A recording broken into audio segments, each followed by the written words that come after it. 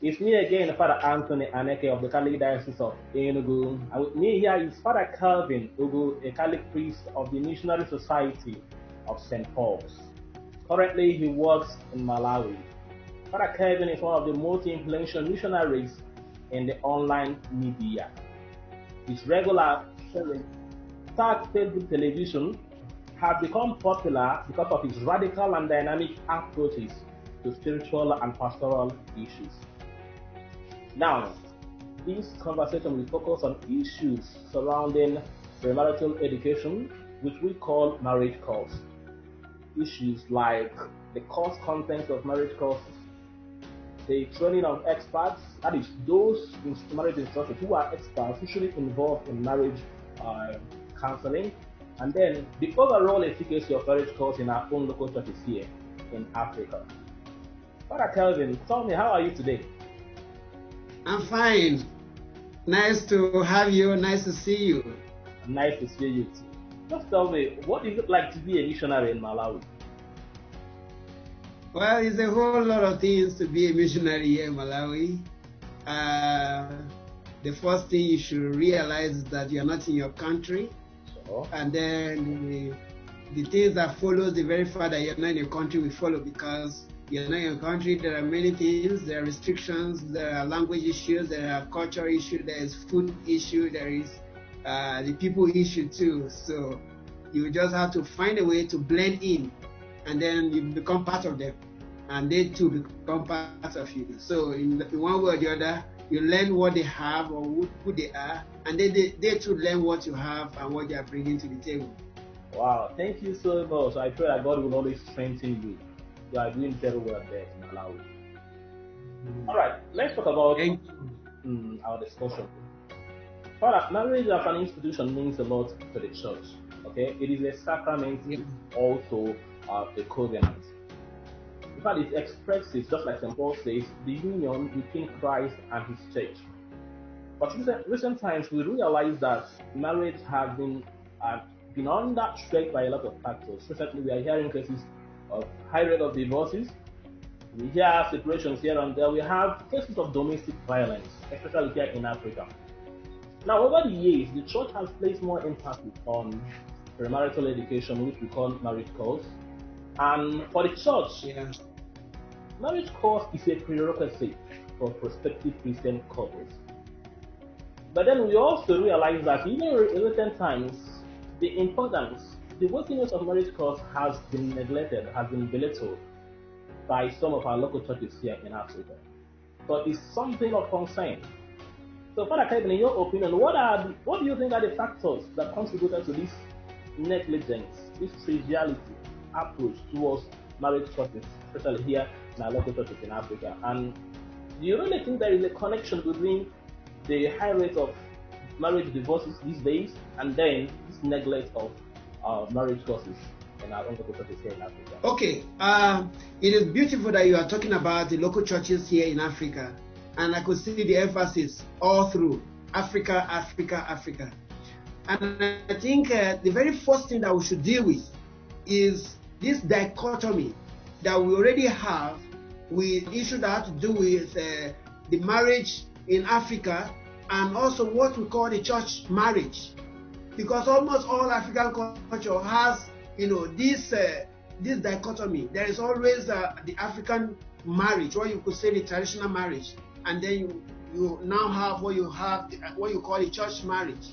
So in this aspect, most people are just, it's like when you finish the traditional marriage, and there is always this gap between the two, because you may see that the two have some kind of similarity, but there's a lot of contrast, because while the traditional marriage will, allow someone to divorce, the traditional marriage will also allow for possible polygamy.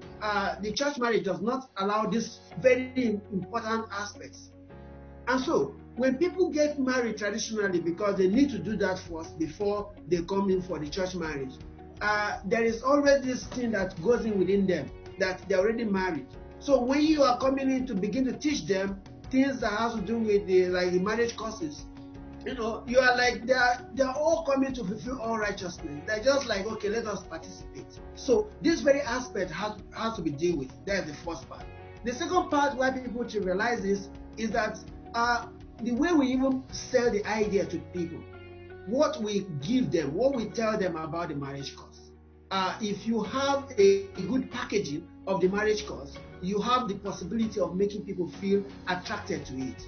So most people who have attended marriage courses and they are actually faithful to it, followed it from beginning to the end, they will give a testimony, most of the parishes and most of the dioceses, that it was well done, that they learned a whole lot.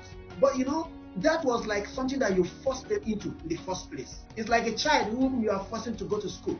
Until when this child finishes going to school, the child will come back and be like, wow, I mean, I'm happy that I actually went to school. But before, the child didn't want to go to school.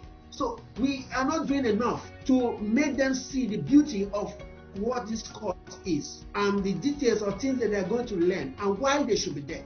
And that also can, you know, transcend to the content that we have in those courses. Because when you have something awesome and beautiful, you want to sell it out. You want to make people see how beautiful it is.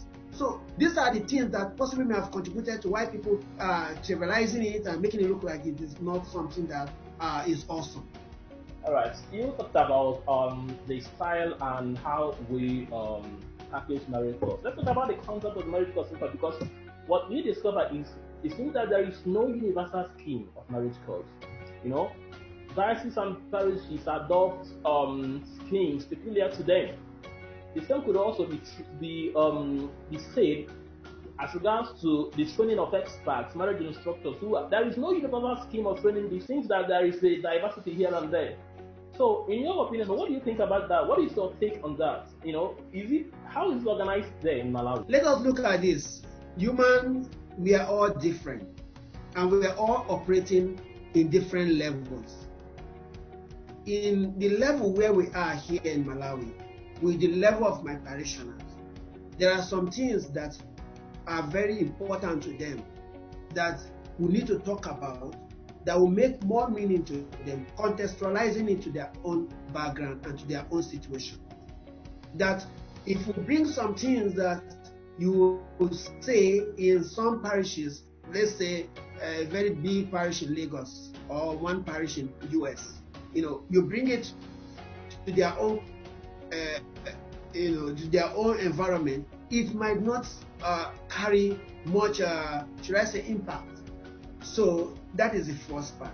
The second part also is this: when people register for marriage, we set up a 3-year program. This 3-year program, you know, cuts across both from, it will begin from your baptism down to your First Holy Communion. Also will not go through to your marriage. It's like you don't stop. You don't say because I received communion, you stop. It's a process. Yeah, it's a process. It's a continuation, and every stage has a particular period where everybody belongs to groups. So in the church now, when you go to church, you could say, yes, I am in group 1, and maybe group 1, that's the first stage. So until when you pass through that stage can take you 1 year to finish. Then you move to the next stage. So after that second stage, there is something that is given to you. Maybe it's like baptism, maybe you have a confirmation. And then the final stage, so it's like a continuation, it flows. So when we talk about in some other places, there are some contents that we cannot talk about. Like here, I cannot discuss IVF. I may discuss IVF in the periphery, just something for them to just have an idea. But the content and details of what IVF is not something that is an issue for them. It's not even something that they want to go into, because you don't even have anybody that will do that. But when we come to another parish, it's very important for us to talk about IVF. That is that. Here I can talk about contraceptive because there is one idea of the use of contraceptive. So it can be a topic on its own, the content of what we are studying. But in another place, you know, where people may not see contraceptive the way it is, it could be just talk about, but the details of it may not be that way. So that is why I feel every marriage group, like people who are wedding, must be taken into, we must take them as they are and give them actually the same thing that we are giving, the details of the same thing we are giving. But well, the way it is presented to each group or the way it's presented to each parish may differ, but the details of what it is, what we are actually sending across will still be the same. All right. That is a wonderful pastoral plan for cases in Malawi. I must say I admire that so much.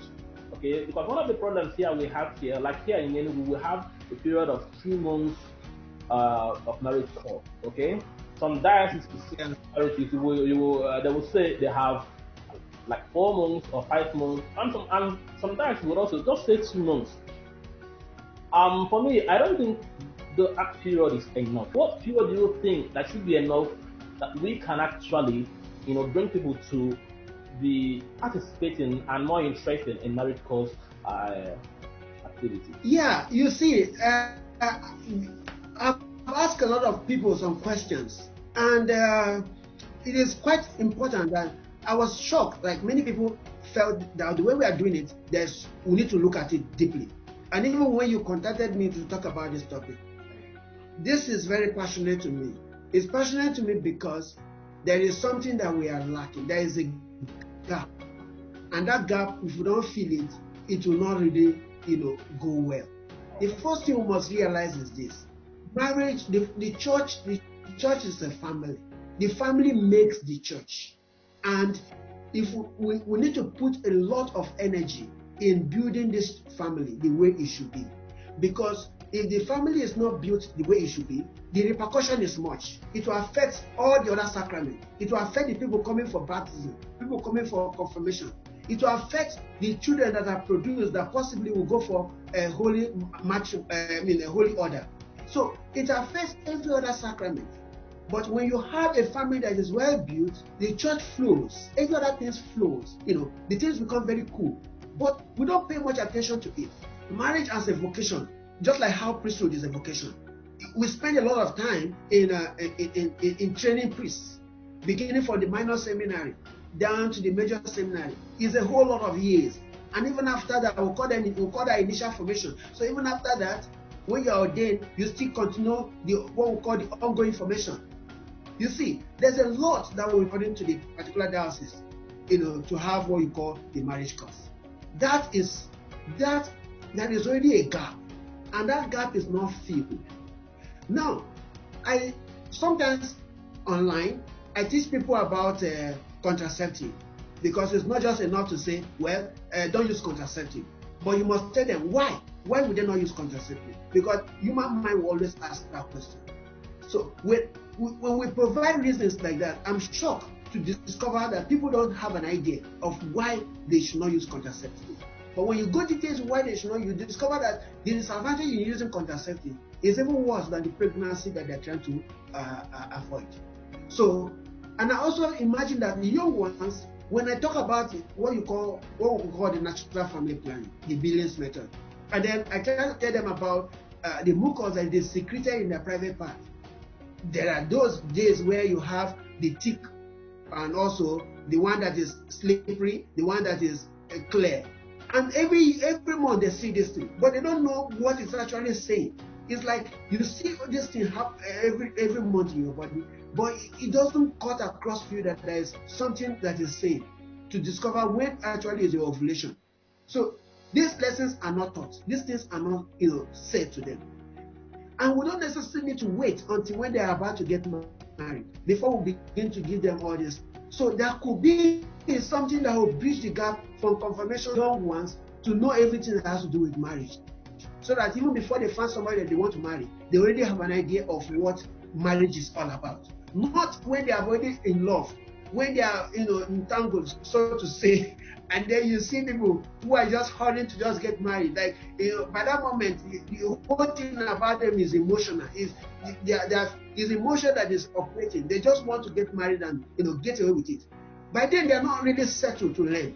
Within after confirmation, 12 years of a child that is 12 years, up to the time when the child is married, let's say 25 for a girl, that's not few. And that is where the major formation is supposed to be. I agree with you about that ongoing process of catechesis of Christian.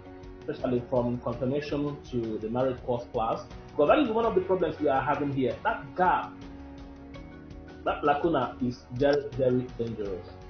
Now, can we talk about post-marital classes? You know, we are kind of an ongoing catechsis, even after couples have actually wedded, where they can come together, share their experiences as a support group, like the moderator there, trying to reiterate the teachings of the church, especially the social teachings of the church. It becomes a continuum in parishes. Like couples under 5 years, couples under 10, they can come together. Is it possible? Can we have a kind of a system like that institutionalized within the church? CW is all about. That is what CMO is all about. So some people may argue, you know, in that sense. But there is a but. It's not so much, it's like an organization where people just meet and have some kind of things to do together. Does not necessarily mean that there is something about catechesis that could go in there to help them to create a support group.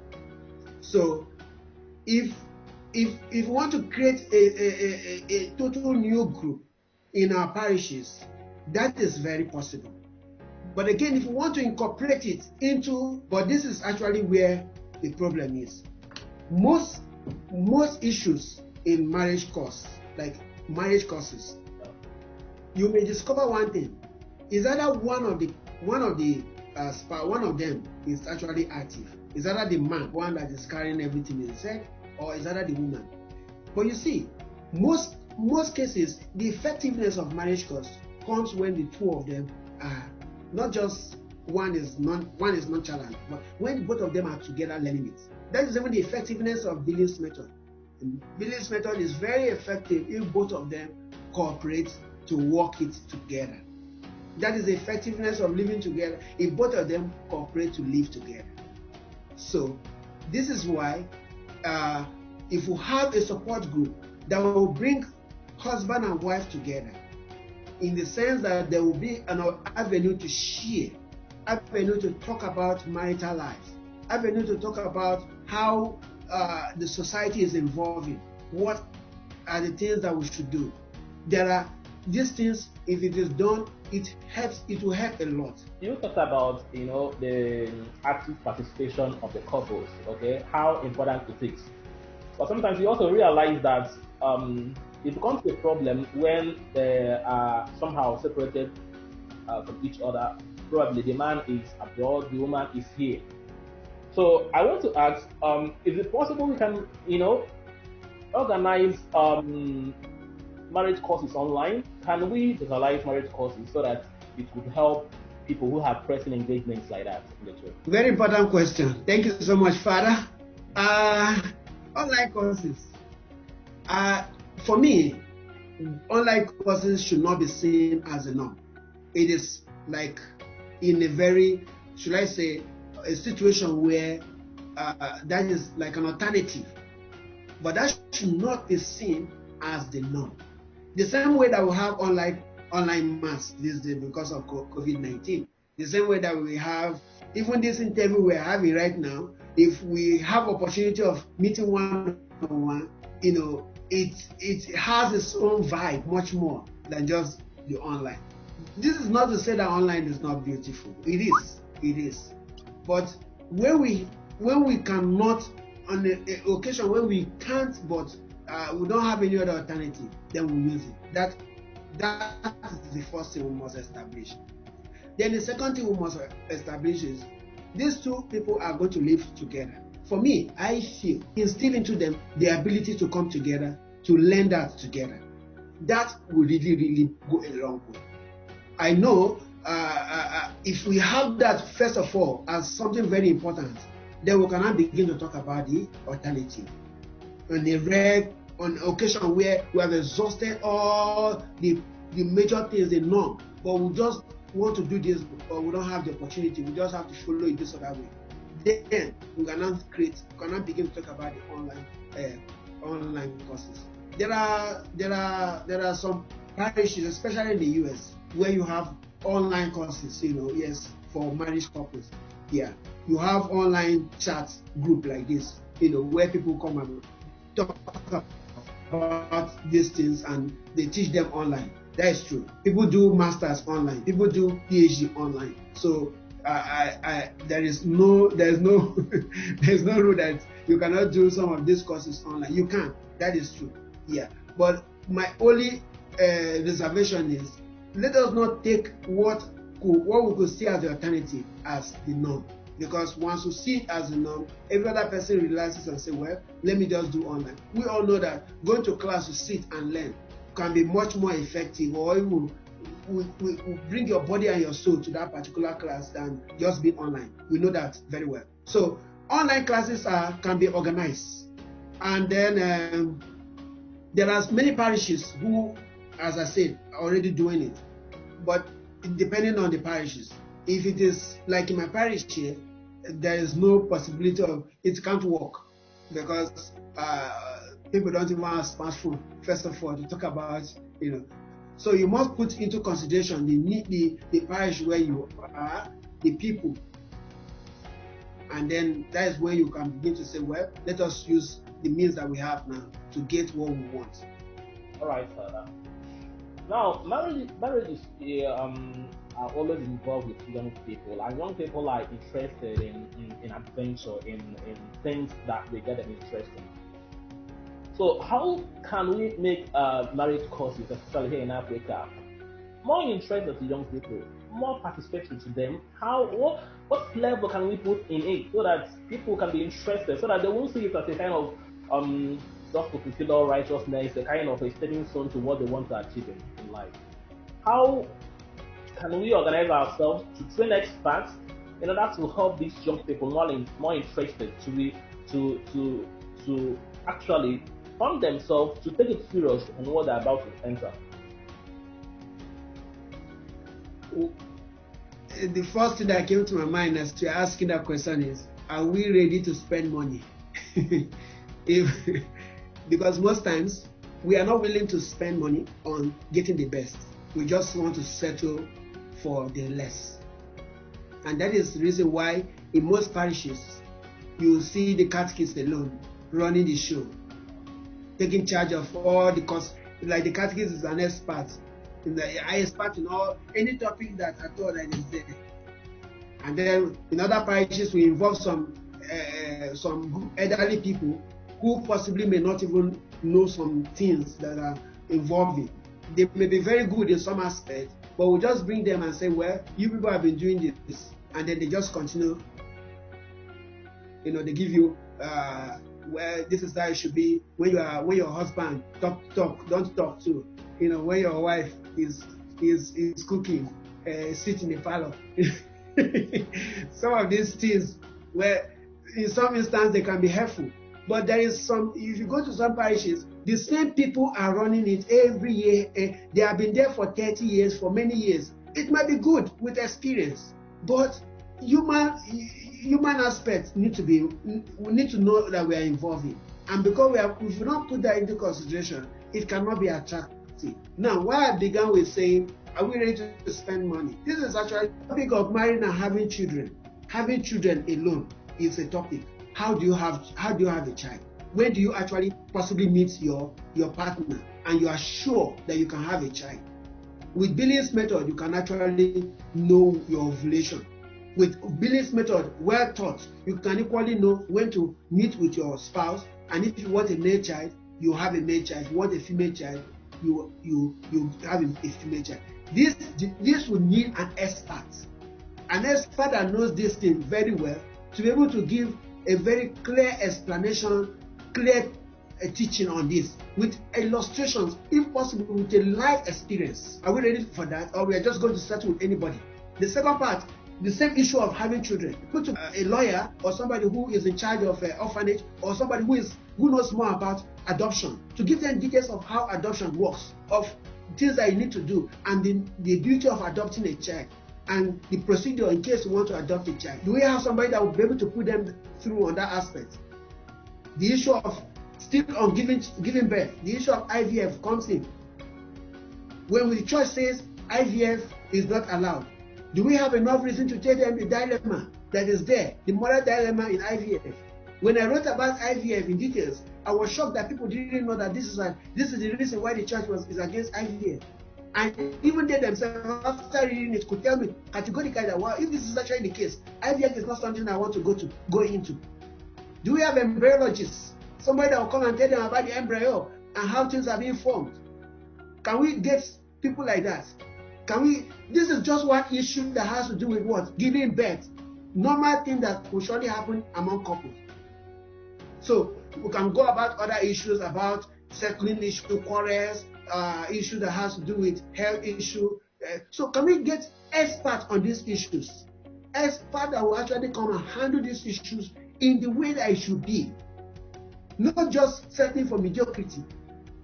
If you have experts like this, and you announce to the church that a embryologist is coming to give, a discussion on this issue, and then you have somebody, an expert in law, who is coming to give issues about adoption, or somebody who is going to talk about Billy's method, and he has had this experience of how many years and written many, many books, like when Max Sweeney was doing it. I remember when one time Max Sweeney came to the parish, almost all the women came to listen to Max Sweeney. So the point is, making it attractive is simple if you are ready to spend for the resources. Even me, no matter how much I've known about it, and I know that this social person is a resource person that is coming for this issue, I will be there to listen, to learn. So we have not put in much. Some parishes are doing well, no doubt, but we need to do more. We need to look at all the issues that we are supposed to deal with in marriage. And those issues that we're supposed to deal with one after the other, we need to get experts to talk about it. Contraceptive, for example, is an issue in marriage. I took time, one particular time in August in my Facebook page, and I treated all the aspects of contraceptive, beginning from pills, all the contraceptive that you can think about, giving them the pros and the cons, the advantage and disadvantage.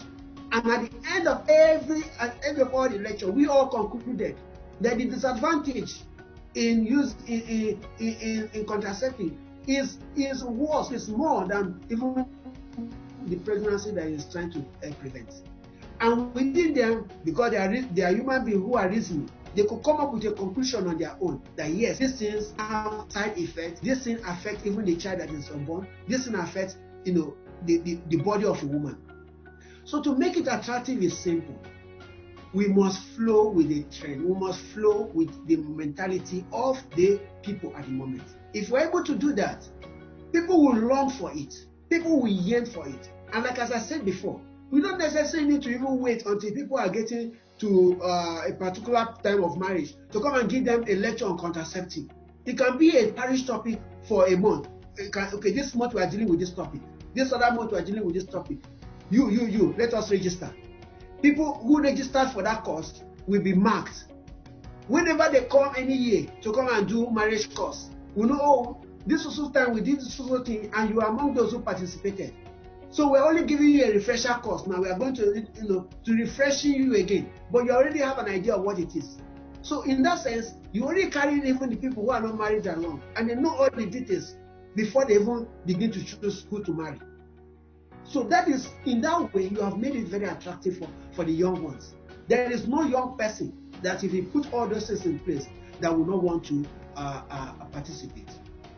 Yeah, but again, I think I agree with you on that. The church should be able to invest seriously in the training of experts that is involved in marriage courses. I agree with you on that. At least experts from various fields should be incorporated.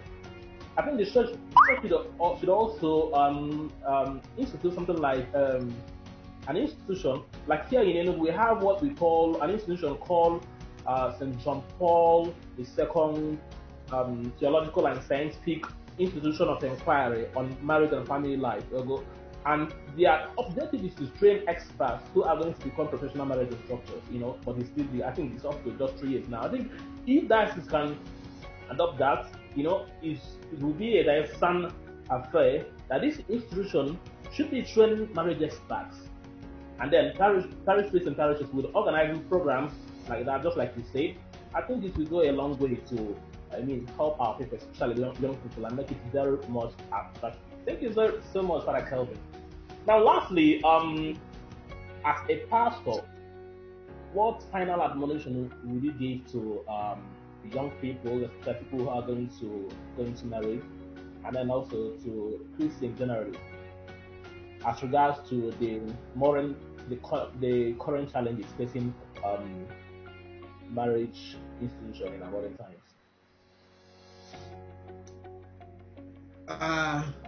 I remember talking about this one time with some persons, and somebody said, what will a priest who is not married tell me about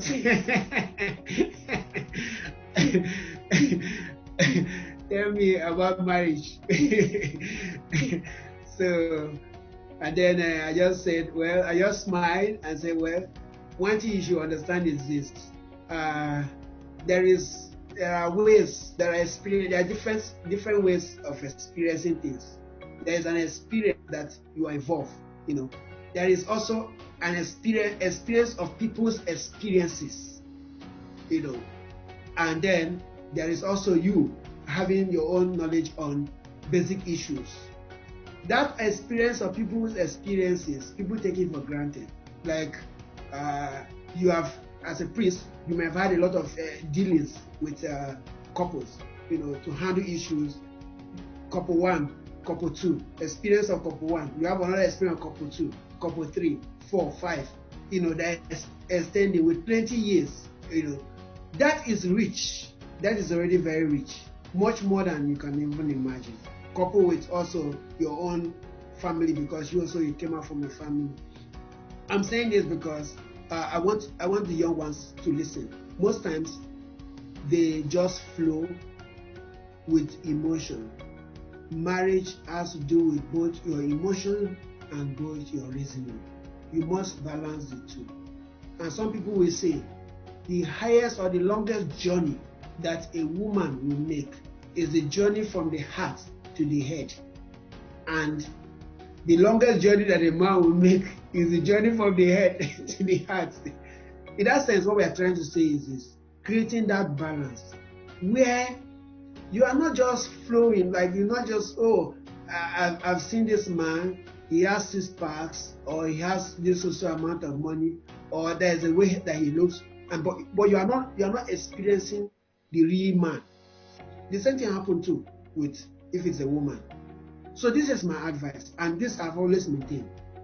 When you are relating with people, especially somebody you want to get married, please and please, if everything is going smoothly, there is no issue, there is no quarrel, there is no disagreement, there is no problem between both of you, please and please, don't agree to marry yet. Wait and make sure you have a very serious misunderstanding, a very serious quarrel, something that you could say, yes, it's like a small fight. It is in that particular aspect that you will be able to see the real quality of that person you are about to marry. How the person is able to interpret issues, how the person is able to, should I say, how the person is able to handle issues, or the anger management of that particular person. In those issues, that is when you will be able to detect who that person is. The same thing happens to when the man is so rich, the man has money, you know, and everything is cool. The day you are going to experience it when he does not have money, you may not like that man again. So marriage is about choice and decision. And decision making is not just one-sided. You must have patience enough to experience that person in those two, in both the good and the bad. Then you can now sit down and say, with all this experience I've had, I can now make my decision. That kind of marriage will last. Most marriages that we have today, it is just on the surface. I met this man on Facebook. I met her on Instagram. And both of you are, you know, vibing. Everything is cool. Everything is nice. You go to spend a weekend in his house. Then you clean his house very well. You don't know that his house is dirty. That weekend is looking good. Well, by the time you start living with the person, that's when you begin to discover that he's not as clean as you thought. The reality of who he is will start coming out. And that is why we should never rush. Many people just want to, that's why you see many dioceses making the marriage cost 6 months, one year, which I agree perfectly, because it is a period where they should take time to understand themselves. most people don't take time to understand themselves. They just started relating within 1 month, and they are in a hurry to marry. Well, you are going to live all your life with this person. There is nothing. Where are you hurrying to? If I may ask, just take your time and get the details of this person you are going to marry.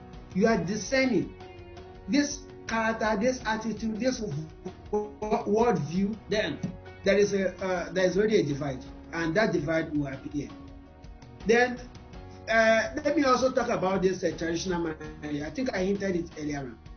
The dichotomy in traditional marriage and also the one we have the church marriage.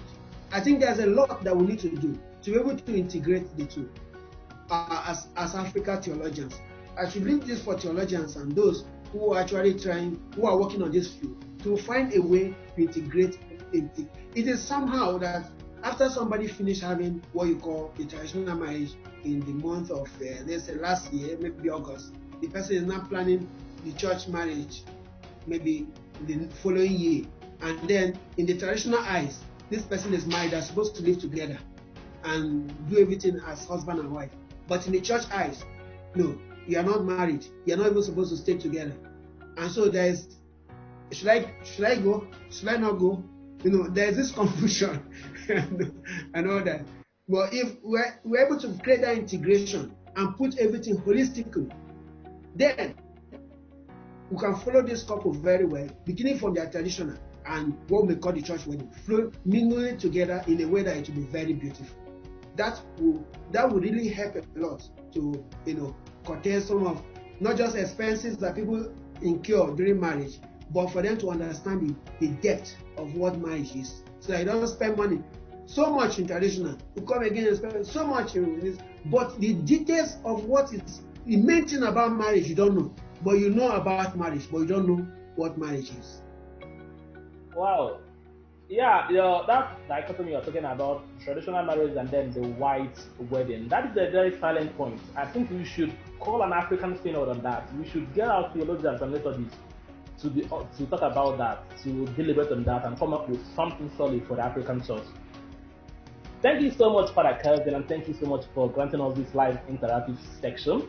I must say, I admire your missionary spirit in Malawi. Keep it up. You are doing so well. You are doing so good. All of us at Choice Link will actually thank you so much for being here with us. And I saw also the ongoing project that church you are actually doing. That is awesome. That is amazing. Keep it up. Thank you.